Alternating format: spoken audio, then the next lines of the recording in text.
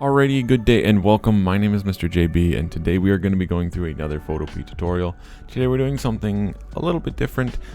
We are going to be stretching this image without distorting it, which might seem a little weird. We're not just making it bigger, we're going to stretch. So we're going to elongate this image, but we're not going to cause any distortions.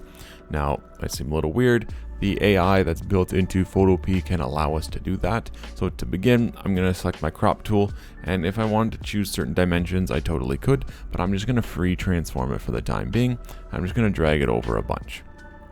Drag it over, click enter, and boom. Now I've got my new extra space that there's really nothing in.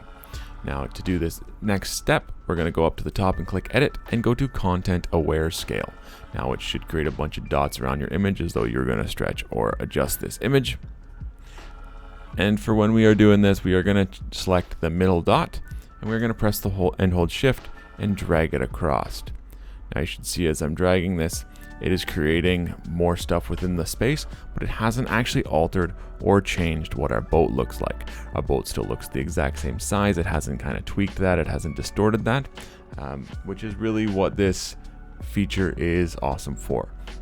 Now, depending on how close your item is to the end of your actual image, so let's say for example my boat was farther to the right, if I were to be stretching it to the right, I might have to do it in a whole bunch of small increments. So do that same step and just stretch it a little bit and then do it again, because it's going to choose the rightmost pixels if I'm stretching it to the right to adjust those. So just be aware of that when you're going through and you're doing your stretching.